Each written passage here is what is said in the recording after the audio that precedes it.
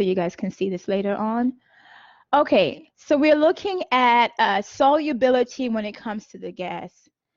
So talking about learning about chemistry, context matters. Yeah, when it comes to solving chemistry problems, it does require you to bring a lot into the questions, right?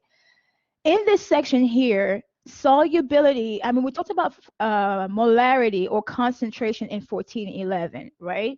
And in 1411, molarity was the numerical measurement of concentration. And remember talking about the unit of molarity being big M, okay? So in this context here, we're now talking about not molarity, but something called solubility of the gas. And we're trying to get the gas to dissolve inside a liquid. So we're told here that apparently there's a relationship between the solubility of the gas and the partial pressure of the gas. So in this context here, I'm going to go ahead and look at the equation right here. Make sure you have this equation written down. This equation is the equation from Henry. Henry is a scientist that studied the relationship between solubility of the gas and the pressure of the gas. And essentially, he says there is a correlation there where the solubility of the gas is directly proportional to its pressure. Okay?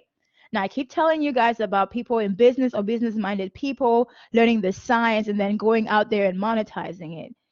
If you understand that you can make a gas more soluble by increasing its partial pressure, then if you want to make a flat drink more fizzy, all you have to do is add gas to that drink, and then to add gas to the drink, increase the pressure of the gas above the drink, and this will force the gas molecules into the drink. So what we're seeing here is a soda can on the left that's actually sealed. So all the carbon dioxide is trapped here. When you open it and you hear that sound, that's just the sound of the gas molecules saying bye to the liquid, right? As they escape into the atmosphere. Of course, if you leave this drink open for a long time, all the gas molecules will escape because remember, these molecules here are nonpolar, so they do not have a natural desire to be in the liquid that's mostly water. They will naturally come out of the liquid, and again, eventually you will have quote unquote a flat soda. So that's the conceptual information behind it. Now back to the units.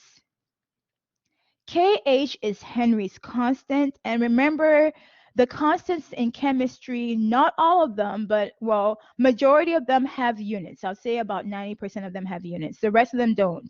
Okay, so for this one here, we're told each gas that you're dealing with in the problem has its own Henry's law constant. So K sub H is the constant.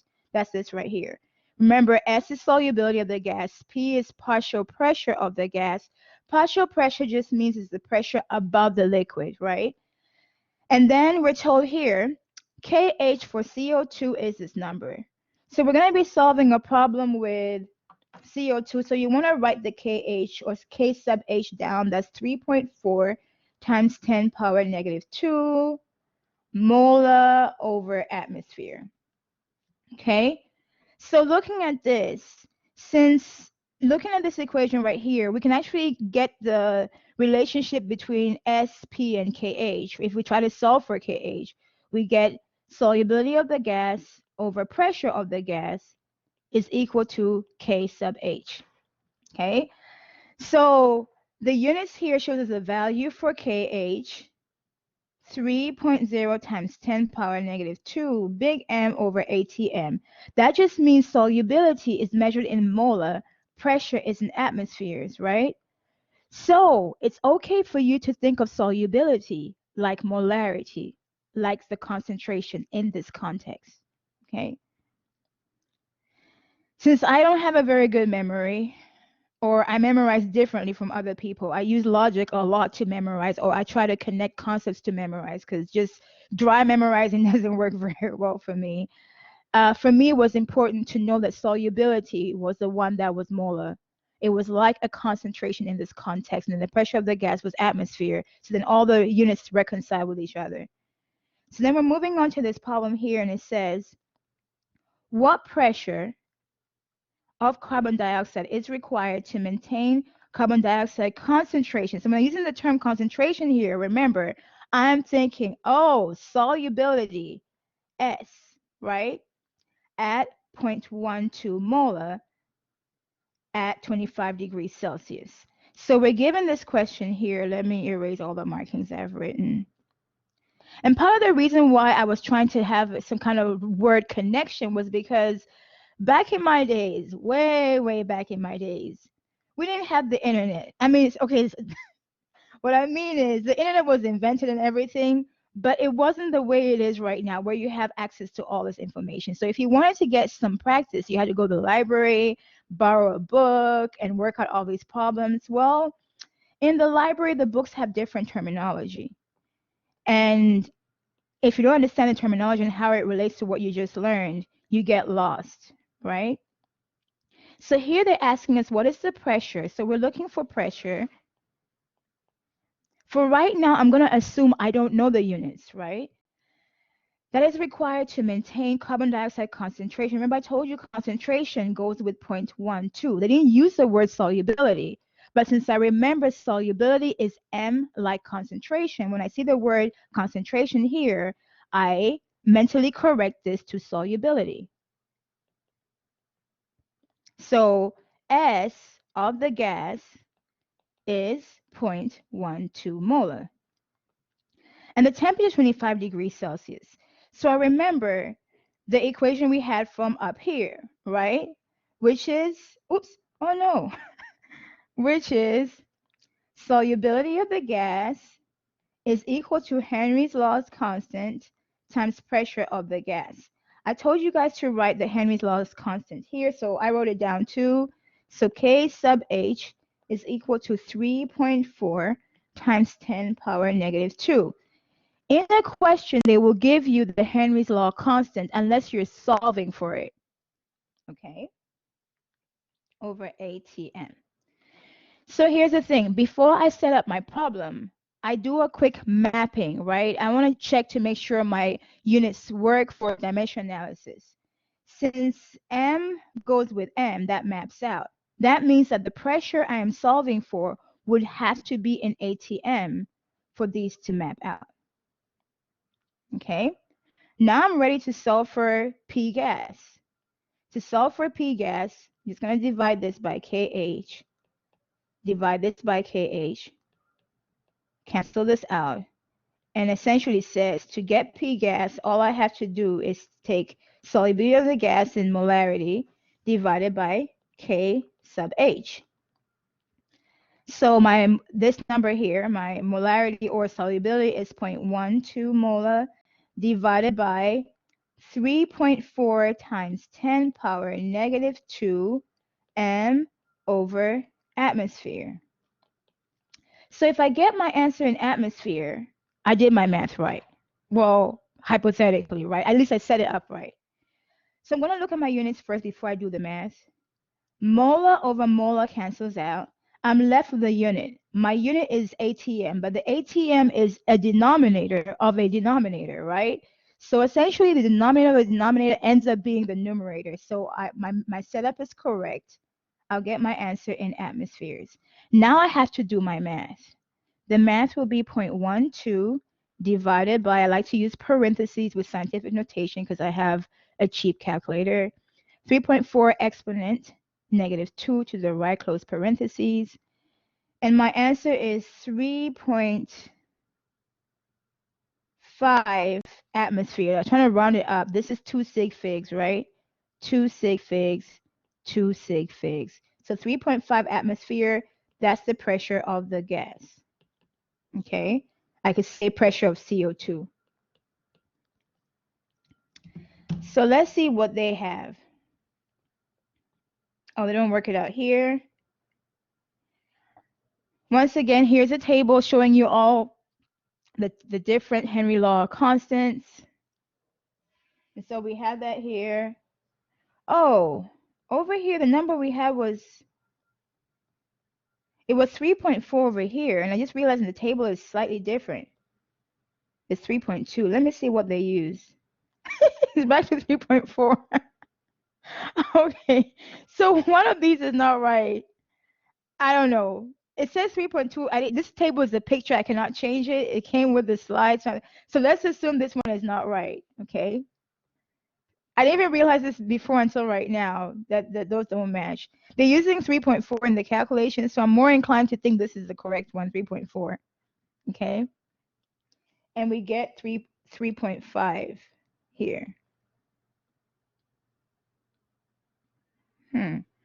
Yeah, let me double check that to see, because I got what did I get? I think I got 3.5, right? Yeah, I got 3.5 too. So just use whatever constant they give you, because most of the time, as I said, they'll either give this to you or you're solving for it. If it's in the exam, it'll be a multiple choice question, and then only one of those answers, of course, will be right. So you will go with that.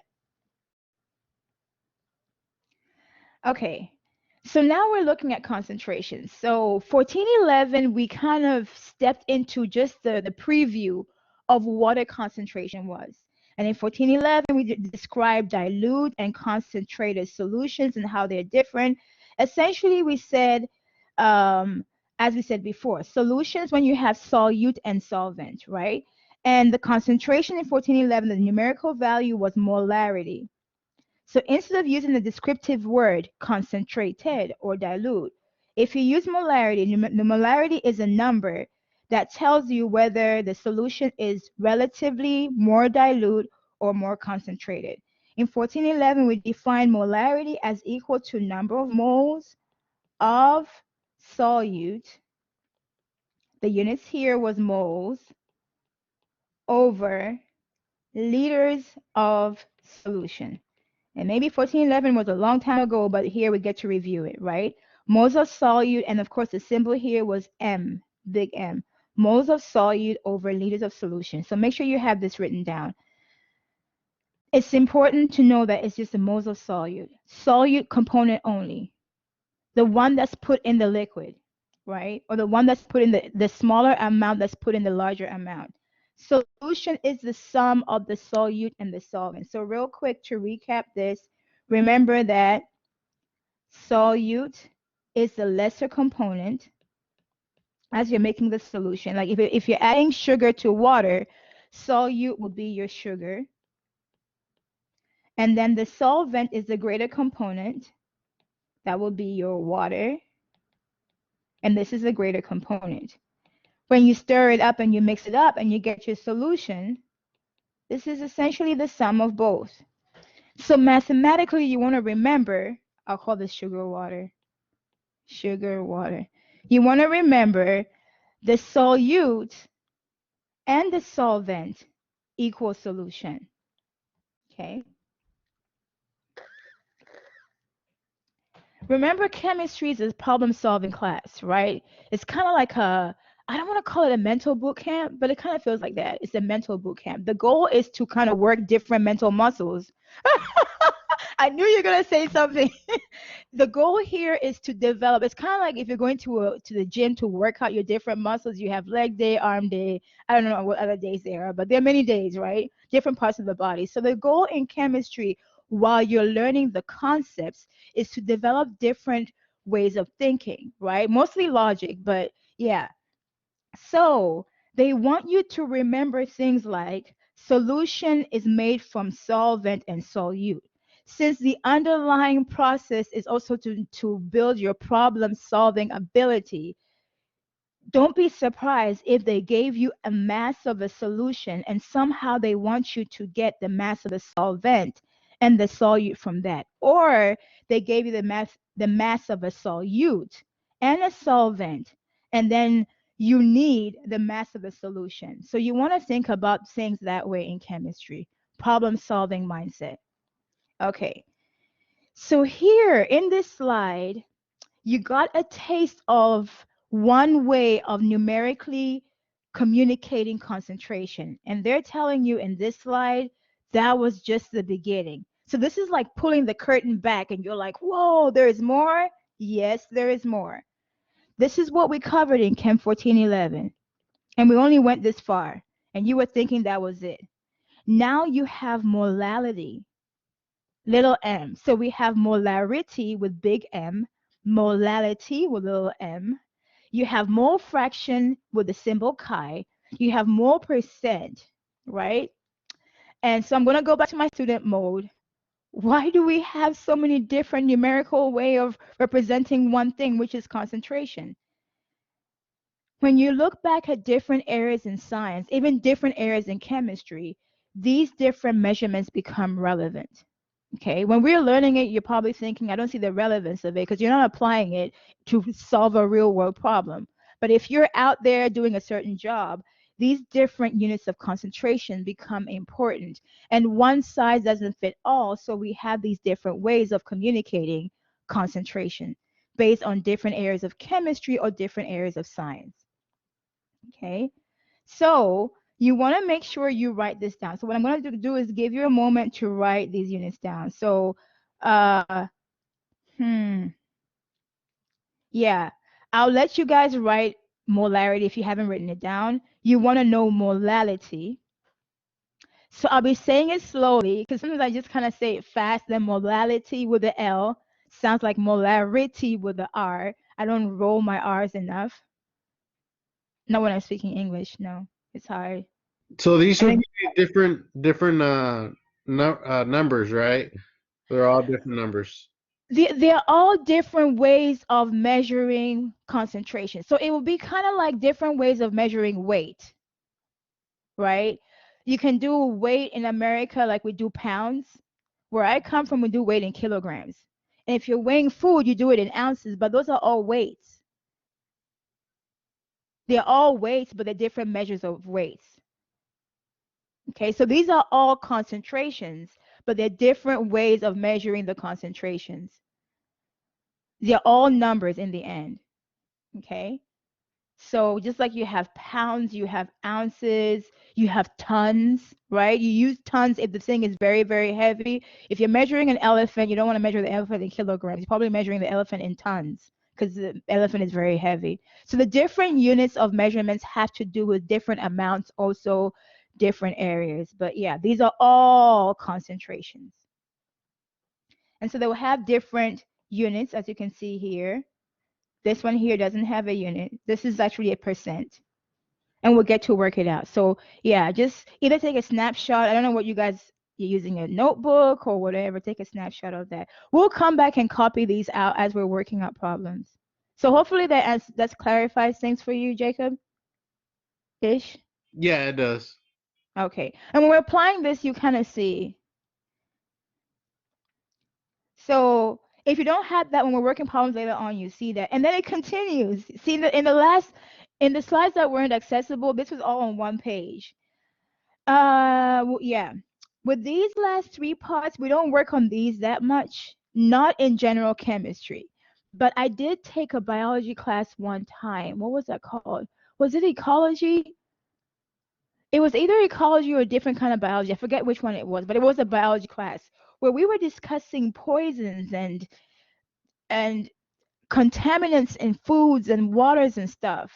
And they were using ppm measurements. So I was like, that's why we learned this stuff in chemistry. See, I didn't even see it as a student. Why are we learning parts per million? Who cares about this?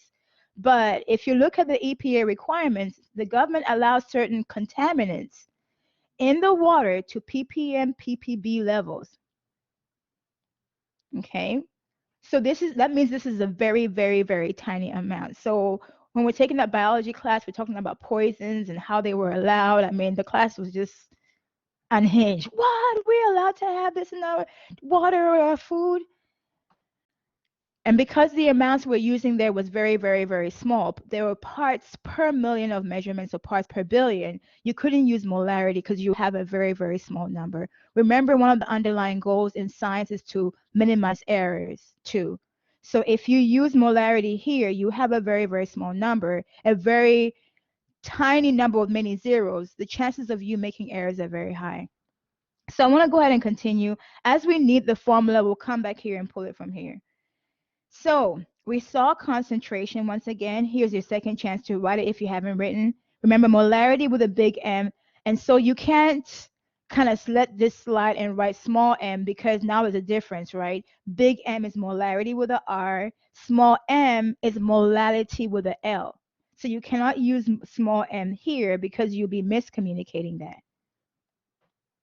Okay, you have to use big M.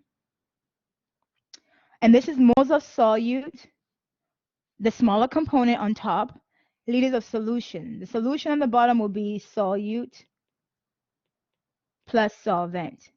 Okay, and this has to be in liters. And then I'll continue from here. Molality is very similar to molarity, right? The one with the L, very similar to the one with the R, molarity. This is little m.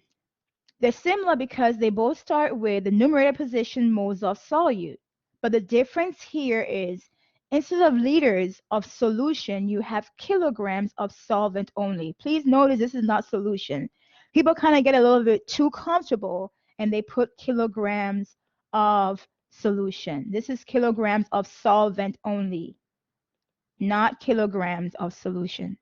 They're not that much alike. Okay. So when they're asking us for different things, remember we'll be solving for the things according to what they're asking us. So what they're saying here in this slide is molality tends to be independent of temperature because we're not dealing with volumes, we're dealing with masses. So over here, that means that molarity value can change with change in temperature. Okay, what this means is if you had a solution and you kind of left it out, or maybe you put it on the stove and then the stove was on and started getting hot, if it's going to evaporate some of the liquid, it changes this bottom value here. It changes the volume of the solution. If the volume of the solution changes because of temperature, that will mathematically change this number.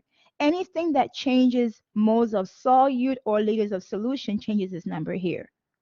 Okay, because somehow some of the liquid will evaporate off. But in this equation here, what they're saying is because we're actually measuring the weight of the solvent, not the volume, this will not be, the molality will not be influenced by the temperature because the kilogram of solvent will not be influenced by the temperature. Okay. So I'm going to go ahead and move on right to this first problem. In this problem, we're told a solution is made by dissolving 4.35 grams of glucose in 25.0 milliliters of water at 25 degrees Celsius. Calculate the molality, right, little m, of glucose in the solution. We're told water has a density of 1.00 grams per milliliter. So what I'm going to do here is I need some space. So I'm going to add a page. And then we'll start with this. I'm going to write the formula first. I normally write what's given first, but I'm going to actually write the formula first on the right. Molality, little m, is equal to moles of solute over kilograms of solvent. Remember, not solution. Okay, so we're trying to solve for what? Molality? Let's see what we have. A solution is made of by dissolving 4.35 grams of glucose. So the glucose formula is C6, C6H12O6. And the amount we have here is 4.35 grams. So I'm actually going to write 4.35 grams. I kind of don't want to write it this way, so I'm going to write this in the bottom here. I'll write this as glucose on top. Hold on, I can do that. I can put glucose right here, glucose, but the formula's down here, and I have 4.35 grams. Okay, and then I have the volume of water. Volume of water as 25.0 milliliters. and I have a temperature. Now here in my equation, I don't really need a temperature. I'm going to leave this as is. Calculate molarity. So we're looking for molarity, trying to solve for little m. What is this? In the solution, we're given density of water, density rho of water is 1 gram per milliliter. Okay, I don't like writing my fractions like this. When my number has units with fractions, I like writing it as a fraction, so that will be 1.00 gram per, and I like to write the number down here, 1 milliliters. Okay, so here's the thing. What's the solute? What's the solvent? We're trying to solve for M, right? What is the solute? What's the solvent? So what do you guys think? Because we need to use the right formula for the solute and the right formula for the solvent. Is glucose the solute or the solvent? Okay, so what I'm going to do here is I'll say this is the solute. And then water is the solvent. You can't solve this problem without defining those components, right? So if that's the case, in this equation right here, for us to plug these numbers into the equation, the solute has to have the unit moles. So you see why I wrote that first? Right now, it doesn't have the unit moles. It actually has the unit grams. So that means somewhere in here, guess what we have to do? Convert. And then the solvent we decide is water. So water, to get into this equation here, has to have the unit kilograms. Right now, what does it have? Milliliter. And then we have a density here, gram per milliliter. Whatever it is not kilograms. So now we have our work cut out for us, right? The first thing we're going to do here is figure out moles of solvent. 1411. Does anybody remember the formula for moles of our solvent, C6H12O6? Anybody? Mass in grams divided by molar mass. The unit was grams per mole, right? Grams divided by grams per mole gives us moles. So remember the grams per mole we get from the periodic table? I know, this is 1411 coming back to life. So I'm going to do the math real quick. To figure out the molar mass of C6H12O6, I'll take 6 carbons plus 12 hydrogens plus 6 oxygens. This is oxygen, not 0. Okay? You get the hang of this by doing a bunch of stuff. So each carbon is worth, I'm going to abbreviate these. Each carbon is worth 12. Each hydrogen is worth about 1. Each oxygen is worth, when you round it up, about 16. Right? So you plug this in your calculator. We're not even done doing moles yet, y'all. But when you do a bunch of these molar masses, you get so used to it, you don't even do the math anymore. But you have to do a bunch of them. So 6 times, or parentheses, 12 plus 12 parentheses 1 plus 6 parentheses 16. Let me see if that works with my calculator. Yes, it does. 180 grams per mole. So now I have this number here, right? I can plug it in and get moles of glucose. Moles of glucose equal, what was my mass again? 4.35 grams divided by 180 grams per mole, which gives me 4.35 divided by 180. I have 0.0242 moles. Okay, just so you know, quick check. I just got my moles of solute. So I finally have this number up here, moles of solute. Check. I don't have my answer yet, just my numerator part of the equation. Now I have to get kilograms of solvent. I use this number here. I got moles of solute. Now I have to get kilograms of solvent. For water, they gave me these two numbers here. So 25 milliliters of water, and then I have the density of water. In 1411, I mentioned when you have two measurements like that, one with the simpler unit, straightforward milliliters, the other one was two units, numerator and denominator units, start with the simpler one. So for water, start here. Okay, the simple two. So I'll say here, for my solvent, we're trying to convert this from milliliters to kilograms. I remember I was given 25.0 milliliters and a density of 1.00 grams per 1 milliliters. I'm going to start with this number. And this number will give me 25.0 milliliters of water. Just right here. Of water. I can multiply this out with this, right? The 1 milliliter of water goes down here. 1.00 grams of water goes here. This converts my milliliters to grams. The role of density outside just measuring it is to go from volume to grams. So remember that density converts mass to volume.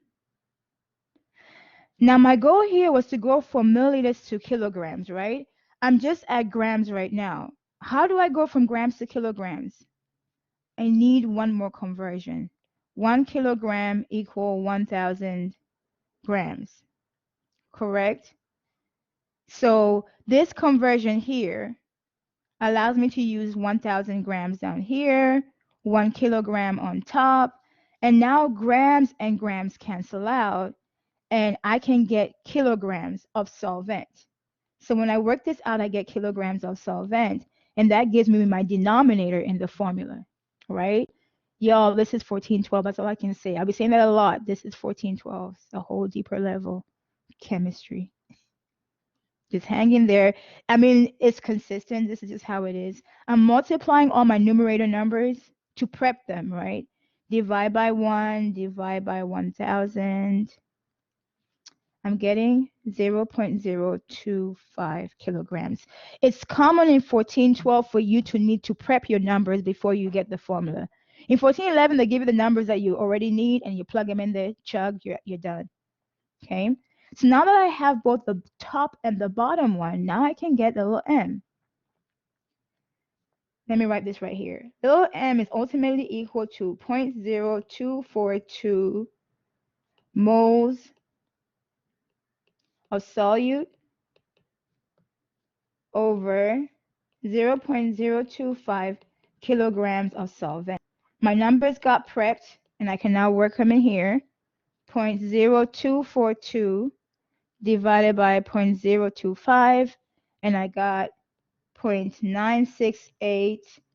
You can write your answer as moles per kilogram or little m. You can write it like this. Let me put it down here. 0.968 m. Either one works. Any questions about that? If the numbers given to you are not in the desired format or unit, you have to prep them or convert them before you put them in the equation, right?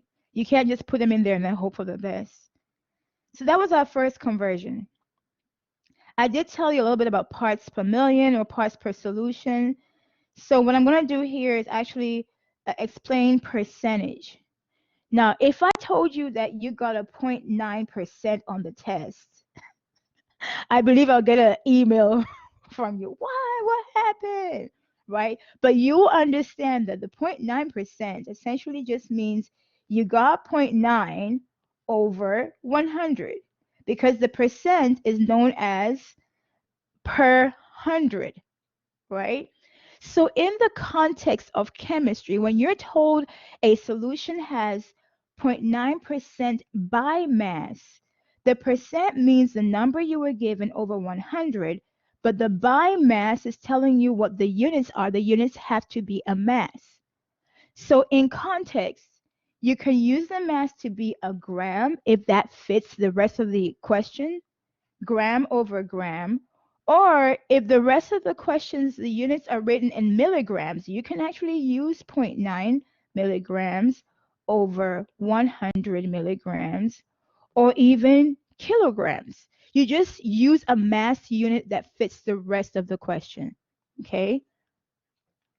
Yeah, I had a student one time who kept arguing with me all semester long. Chemistry is math. I said, no, it's not. No, it's not. I don't remember doing any of the stuff in the math I did. I did a lot of math. You have to look at the context, right? We will come back and work on this. Don't worry. This is a question that's coming up. And then when we're dealing with mole fraction, like they mentioned before, mole fraction is a part to whole relationship in a way. If you have two substances in your solution, you have A mixed with B. The mole fraction, this is the chi symbol that represents mole fraction. The mole fraction, they'll usually tell you what your focus is, right? Whatever is written in the subscript is what your focus is. And so if even though you have A and B in solution, if you're focusing just on A, you will write moles of A over moles of A and B. If they change this and gave you chi sub B, then you would have to write your equation as moles of B over moles of the total, moles of A plus moles of B. Okay, the one that you have here on the bottom tends to match with the substance that you're looking at on the top, if that makes sense. Whatever is kind of being focused on out of the solution.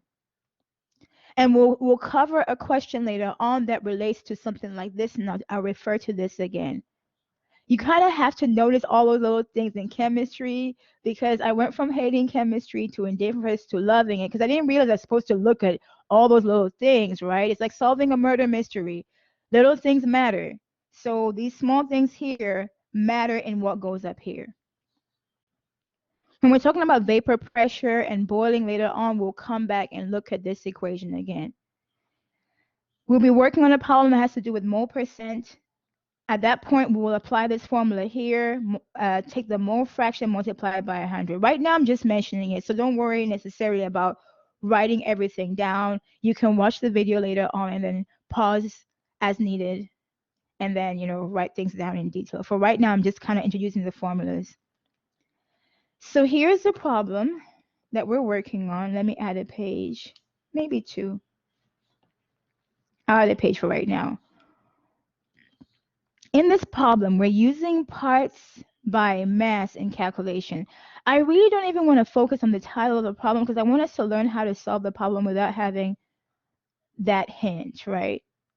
But it's okay, since we're still just learning this.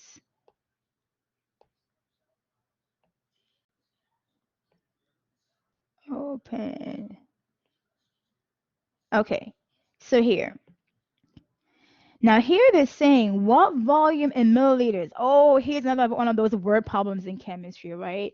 As a student, I hated word problems. And part of the word problems was, it took me a while to figure out what to do with them, with all the words. So here, the context of this chapter is solute, solvent, and solution, right? So when you read all the other new words, if you can trace them back to one of these components here, it helps with the word problems. Okay, so as we're reading, kind of ask yourself, is this new word they're bringing in, is the soft drink a solute? Is it a solvent? Is it a solution? That kind of helps you map what you're reading that appears new back to what you know that you have learned. Okay, so they're asking here, what volume in milliliters of a soft drink? So I'm going to keep drinking. I'm going to keep reading this, and then we'll try to figure out where it fits. Soft drink, that is 10.5% sucrose by mass, contains 78.5 grams of sucrose. Okay, so we have soft drink, a soda, and then we have sugar in the soft drink. So what do you think? Let's start with sucrose. What do you think sucrose is? Is sucrose a solute? That's the sugar in the soda, right? Is that a solute, a solvent or solution? This is table sugar. What do you think it is? Okay, I agree. Sucrose is the solute, okay? It's the one that you're adding to the solvent. If sucrose is the solute, what do you think the soft drink is? Think about it. The sucrose is in the soft drink. So this one here has been defined, right? This is sucrose. What is a soft drink? Bingo, very good. So many people rush and say solvent. I'm like, no, water is most likely the solvent. You mix a lot of stuff, right?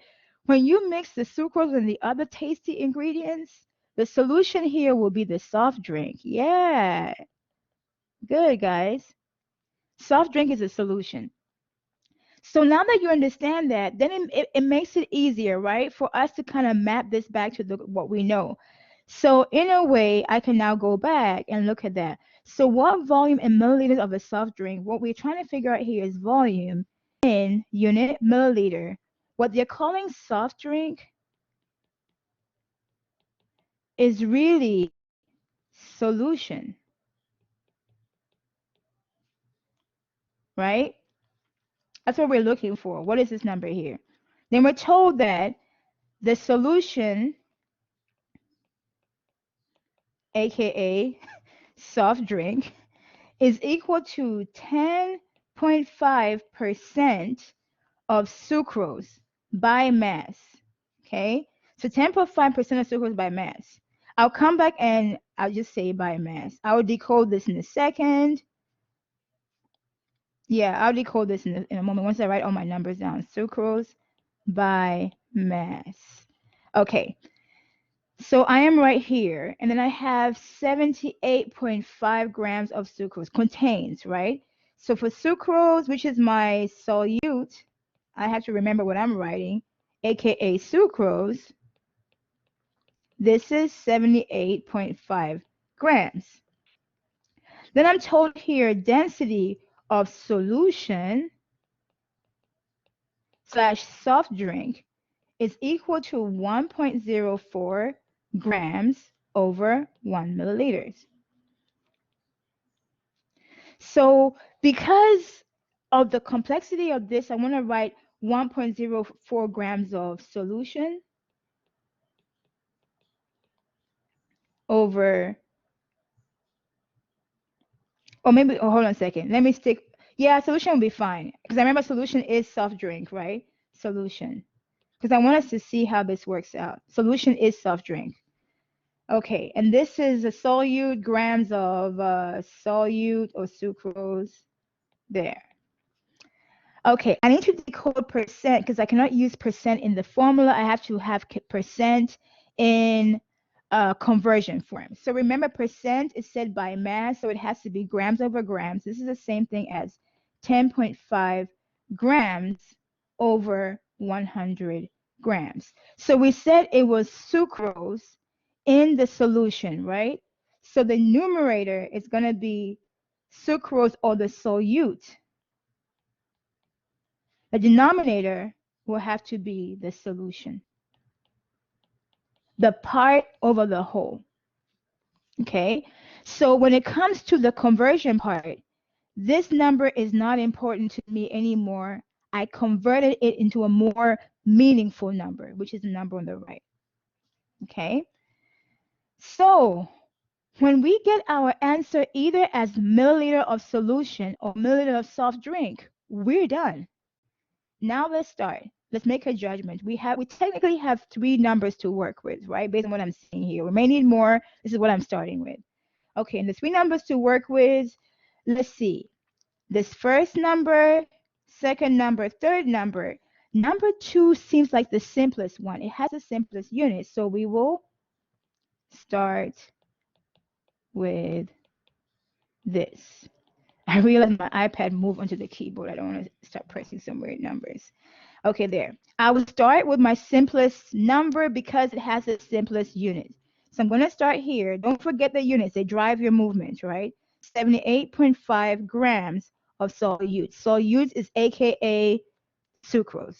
Anyway, sorry, let me write that here. Now my conversion. I may need to make this slightly smaller because I think I got, okay, there.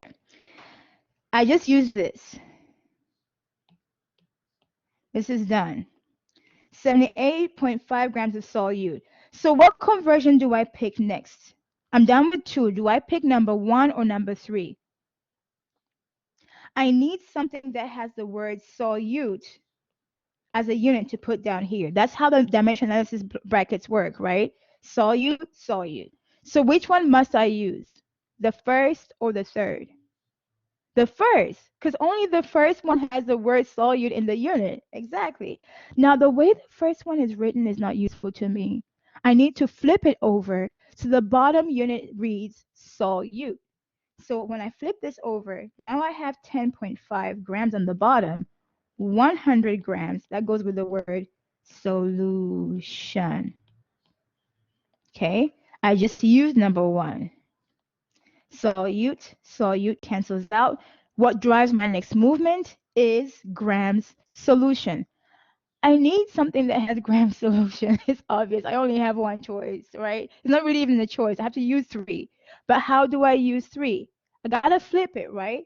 Because since I have gram solution up here, gram solution must be on the bottom based on the rules of dimension analysis. So I'm going to use number 3, but I have to flip it, and I'm going to put 1.04 on the bottom because that's the only thing I can do based on these rules. Then I go with 1 milliliter of solution. So now I've used all 3. Okay, cancel units. Gram solution goes away with gram solution. I'm not doing any math yet. I refuse to do math until the unit works out. So let me go back again and see. What were we trying to figure out again? Volume of solution in milliliters. Solution is soft drink. So if I work this out mathematically, do I get, oh, look at that. Solution is soft drink. If I work this out, I will get my milliliter of soft drink as my answer because it has the right position, numerator. It doesn't have to be the furthest most right, but it has to be a numerator, right? So right there, now I can do my math. Now it's worth the investment. Milliliter of soft drink.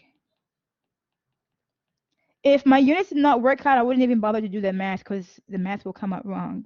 78.5 times 100, multiply all numerators times 1, divided by 10.5, divided by 1.04. 1.04. What do I have? 718.9. How many sig figs do I have in the problem? I'm looking at the numbers they gave me.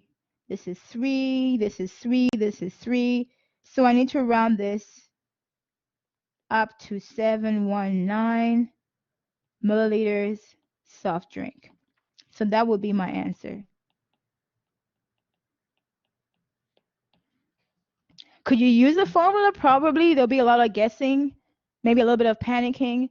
I just like dimension analysis because the unit I start with tells me what to pick next. I like to be told what to pick next if it's easier. Okay. Any questions about this? So when you see a question like this, or the one with medication where you have the grams of medication versus the grams of person, you want to take the time to label those carefully. Like I told you, I was overwhelmed by word problems, not world, word problems until I realized, oh, spend time to decode it and relate it to what you know, then it works a lot easier.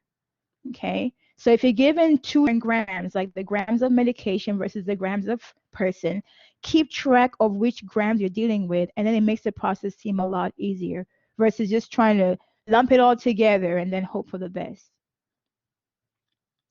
Okay, let's see what they got. Let's see, analyze the problem, lots of words, convert it, and they get it in one swoop. Okay. Okay, they're telling you what to do. When you're converting the concentration units, write the given concentration units as a ratio. If your goal here, so let me try to paraphrase what you're saying here. To use concentration units as a conversion factor. See, in math, the equation was always, I shouldn't say always, but the equations were used to solve for something, right? In chemistry, the equation is used to solve for something, and the equation is used as a conversion factor to solve for a different unit. So we use equations for more than just one thing. We don't just use it to solve for things like molarity. We use it to solve for more complex things. So if you have something that's a unit over a unit, you always want to think conversion factor. We can use this somewhere else to do bigger things, right? So in that case, you can take the concentration, see it as a ratio, see it as a conversion factor, and then, if necessary, to tell you, sometimes you may have to separate the numerator from the denominator, right? Even though they came together as a package deal, you may have to separate them if it's necessary. And then, if necessary, convert the solute to the required unit, the solution to the required unit, and then use that to figure out your new concentration unit. Once again, these steps make more sense when you apply them versus when you read about them. So let's go ahead and do that. Do you all have any questions? Feel free to ask. Oh, this is that one question. Okay, so we're going to be working on this, I feel like, until probably the time runs out. But here we're told you prepare a solution by dissolving 17.2 grams of ethylene glycol. So, yeah, I'll just add pages down here. So that would be my question.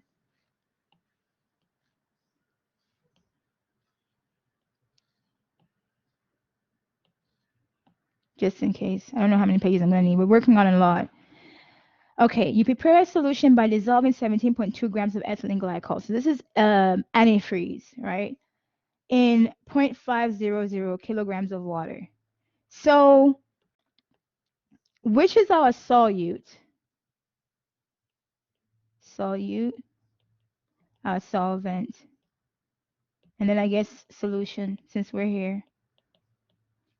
So we have two chemicals. We got ethylene glycol and then we have water. What do you think our solute is? Or what do you, oh, yeah, let me stick with just that. Is our solute water or ethylene glycol?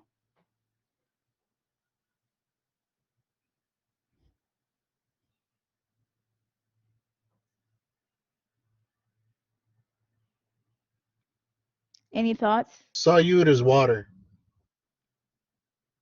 What's the definition of a solute compared to the solvent? As far as the amounts are concerned. The solute is usually lesser in amount. So if you want to think of a more concrete way, the solute is lesser in amount. And usually the other way of thinking about this is you're usually adding the solute to the other one. Okay? So whatever you're adding to the other one, for the most part, is the lesser one. But a more concrete way of looking at it is the solute is the lesser amount. We got 17.2 grams and zero point 0.5 kilogram, but you cannot compare them the way they are right now. So what you want to do is get the same unit so it makes it easier. This is 17.2 grams. If you convert this to grams, it's going to be 500 grams. Then you can see which is smaller, ethylene glycol. Okay. So water, just in case, not all the time, but most of the time,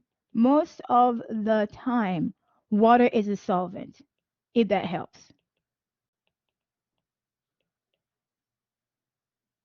Right? What do they call water in biology? The universal solvent, as in it's used in a lot of places. So most of the time, just in case you're concerned and you're working on a problem and you see water, I would say if you assume water is a solvent, you're about 90% right most of the time. There are some times when it's not, okay? But yeah, consider water to be the solvent. And then ethylene glycol will be the chemical that makes antifreeze green. And I know about this because I used to have a cheap car that used to leak antifreeze and I had to keep buying it. And I had some in the back, just in case. When you have one of them cars, man, in college, woo, life was different. Okay, so ethylene glycol, this is our solute, and then we have our solvent as water. Now we're told the final volume of the solution. Now we have our solution here, which is going to be ethylene glycol already mixed into water. That will be 515 milliliters. So I need this information. I'm going to copy this down here. C2H6O2 is equal to 17.2 grams. And this is our solute, the non-water chemical, right? Oh, sorry. Okay, solute.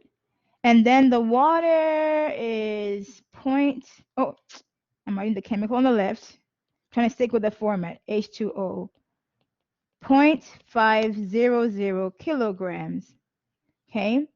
Now, I want to write the units the same, but I may need kilograms. So I'll say here, or 500 grams. This is my solvent. So I'm up to here, right? That's water. Then the final volume of solution, they give me here, volume of solution is equal to 515 milliliters. Okay, now that I have this is all they gave me, right? For this solution, calculate the concentration in each unit. For the first one, we're doing molarity, big M. So this is A, right? A. For molarity, our formula is equal to moles solute over liters solution. So we need to, I'll say I, figure out moles of solute.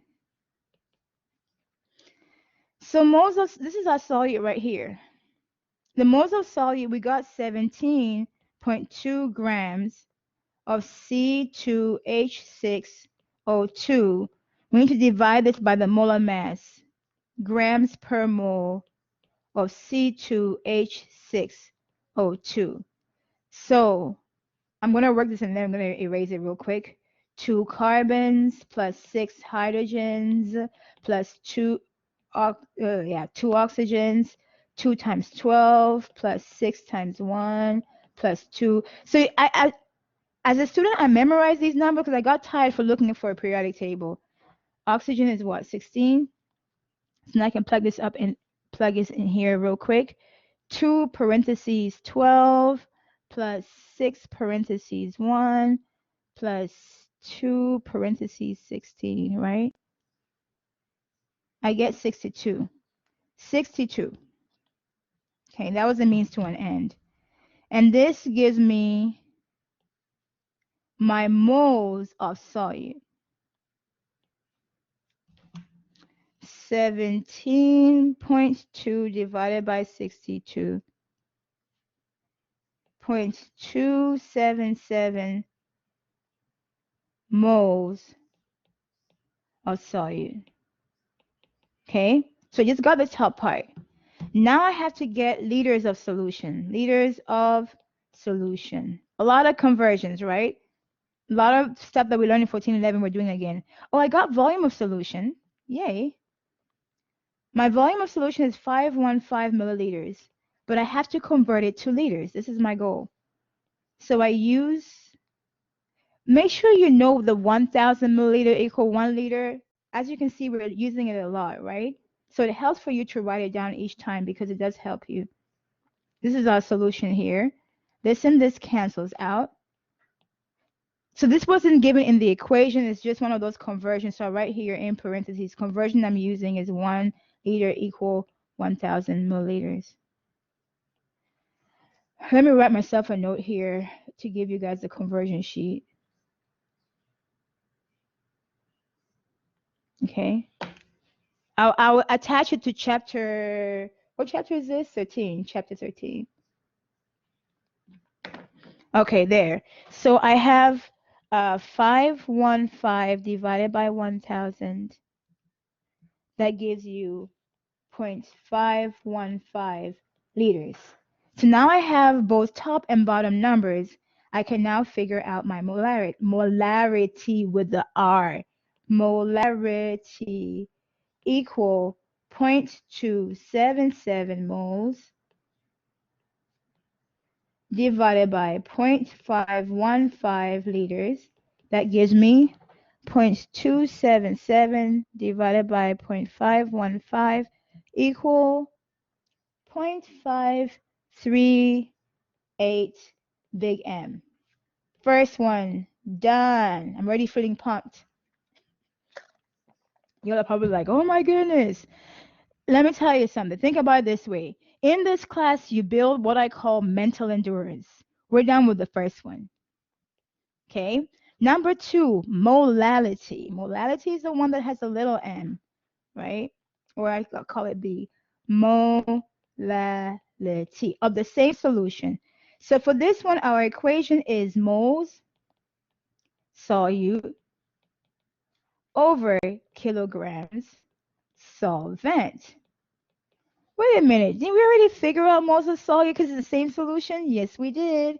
So the formula we have here, where is it? Moles of solute. I'm not even going to work that out.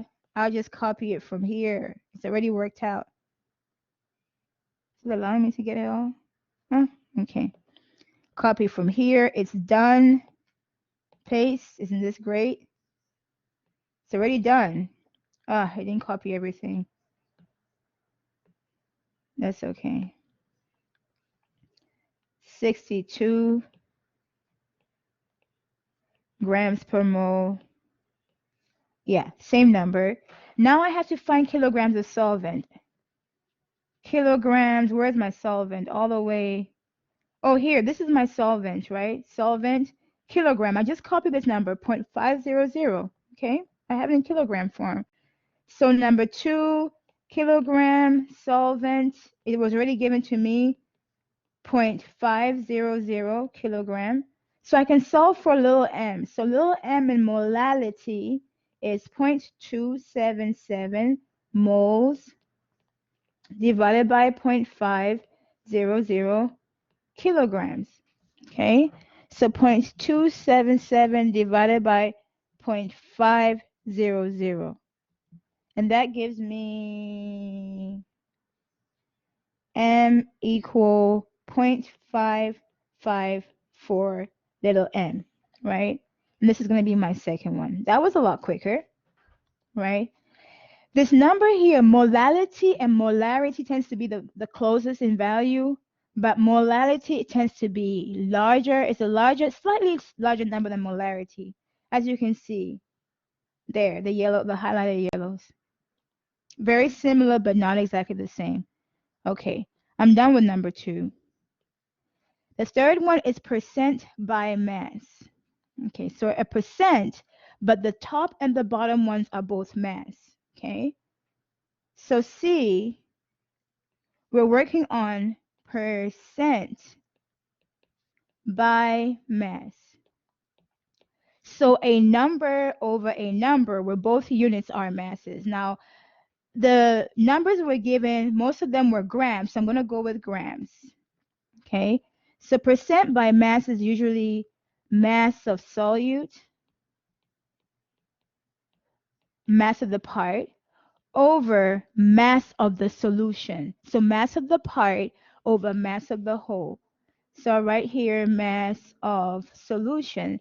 But remember, solution mathematically equals solute plus solvent.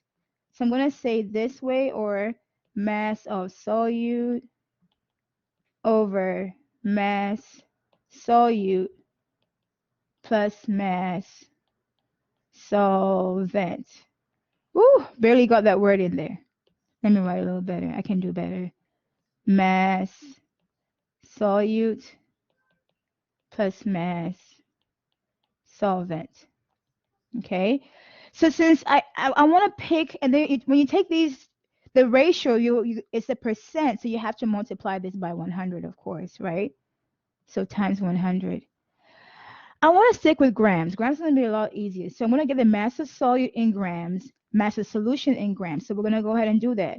I need my solute, so I'm going to try to write this down here. Where is my solute? Let me go to the beginning where I define terms. My solute was right here, SOL for solute, 17.2. My solvent was 500 grams. Okay, I can do this. So now I can figure this out. Mass of solute. Solute by itself is what? 17.2 grams, right? So I got this part. Hold on a second. Let me highlight it instead. I've got this part, mass of solute. But on the bottom part, I also need mass of solute again. So mass of solute plus, then I need the mass of solvent over here. The mass of solvent in grams is 500 grams. Then when I solve all of this, when I multiply by 100, I get a percent where the context is mass. Mass. Okay.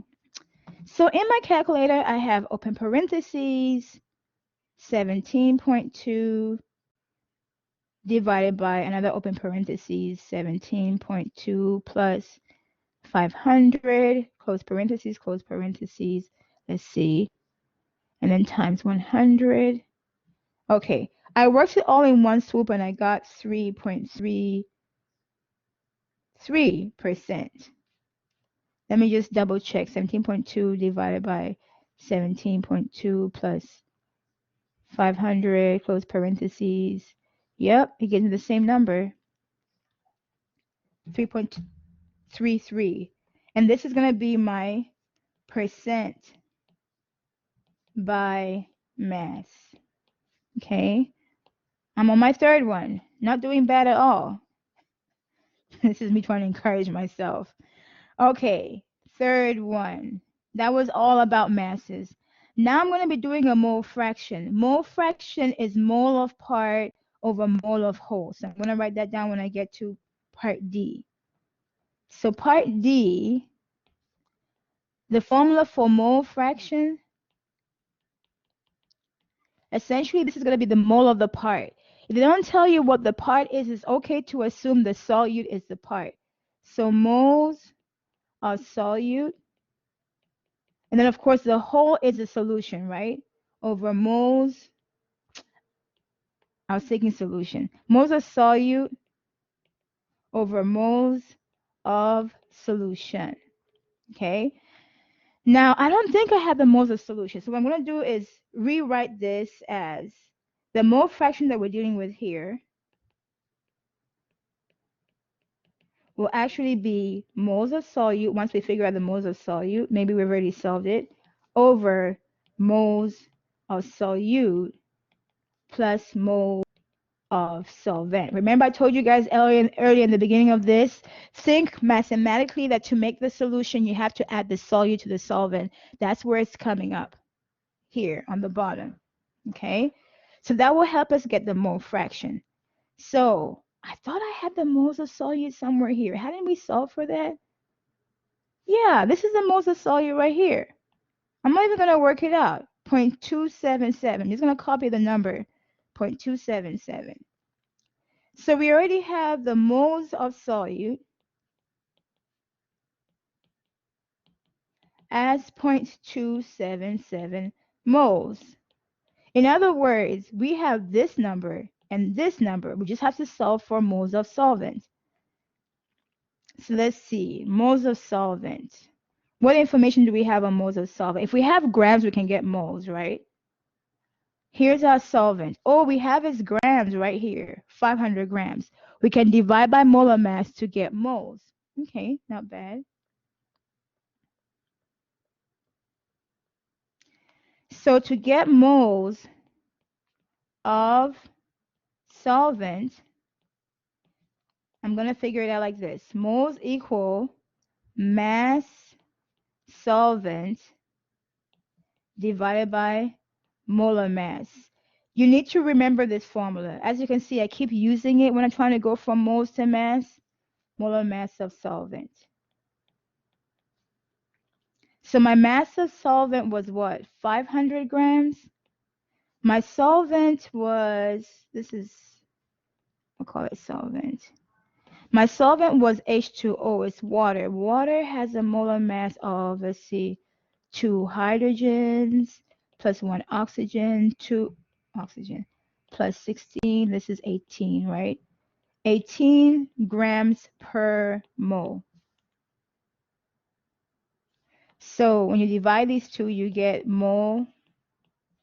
So 500 divided by 18. This is 27.7 moles. 27.7 moles of, yeah, solute. Oh, sorry, of solvent. So now that I have this, I'm looking at this here. Moles of solvent is 27.7 moles. Now I can set up my fraction. I can finish the rest of this fraction. Let me go ahead and finish it up, and then you'll see how this works out. So now my mole fraction is equal to moles of solute, 0.277 moles over 0.277 moles plus 27.7 moles. 0.277 divided by, open parentheses, 0.277 plus 27.7. Does somebody really like these 2's and 7's? Okay, so my mole fraction ends up being 0.0099. It has no unit. The mole fraction has no units because these moles end up canceling out, right? You end up getting moles divided by moles, and they cancel out. Okay, so we have one more step, and what I'll do is after that one more problem, let me see what comes next. I'm not going to do any more because I feel like we covered enough for today. Then we'll do this next one next week, the one that has the molarity and density. We'll do that next week. Okay, so this last one here says mole percent. So let me go ahead and look at it so you can see. It says mole percent. For mole percent, all you're doing is taking the mole fraction that you just calculated and then multiplying by 100. So it's really not that bad for the last one. Okay, so if this has been a little overwhelming, you want to make sure you review moles, because that was from 1411. Like, go ahead and like write it down if you have to do it 20 times or something until it starts to be easier in your head. Write down moles. What else? Molar mass conversions, how we get those from the periodic table. Review that. You want to review the kilograms to grams, milliliters to liters. That will really help you, because to work these, you kind of have to have those other things settled, right?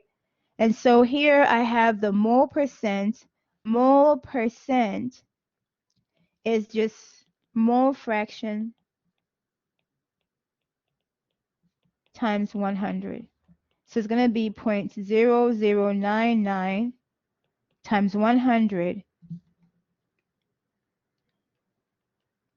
And this is going to be 0.99%.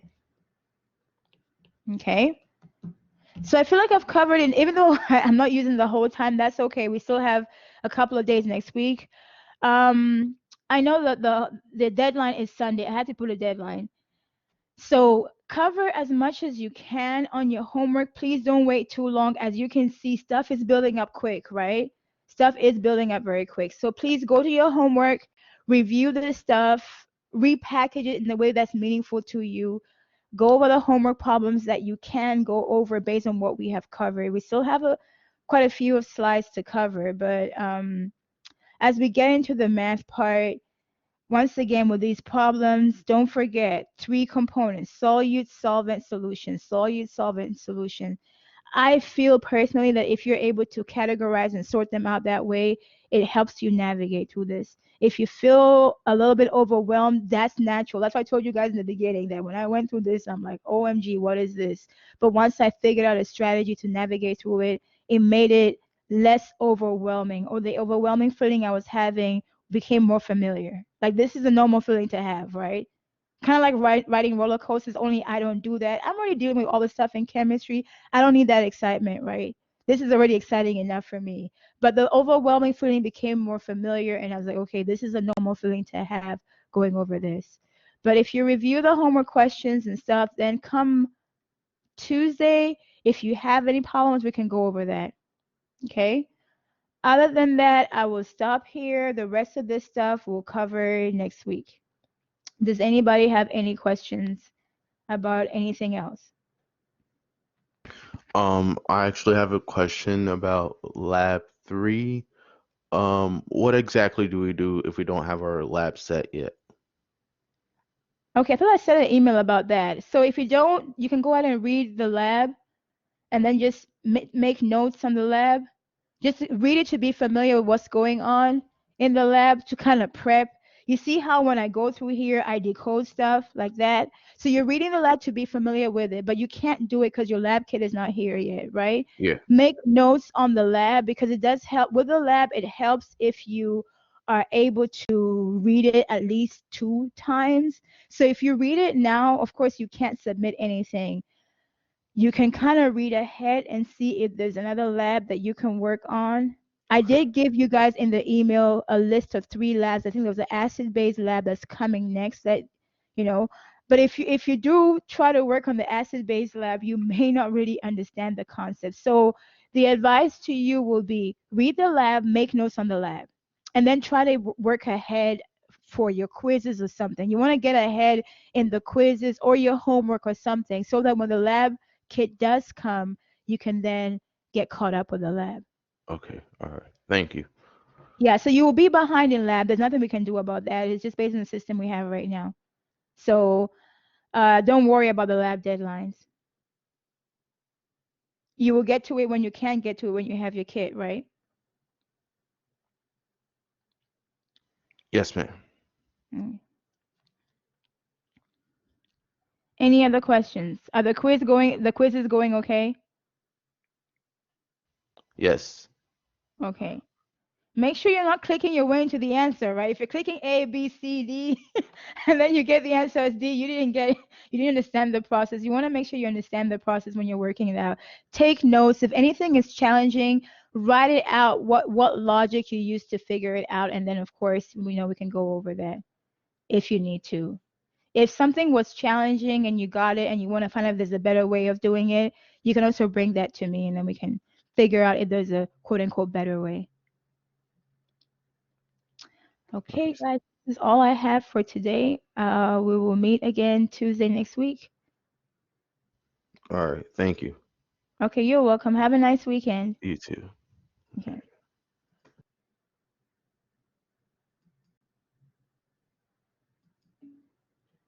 Thank you. Bye.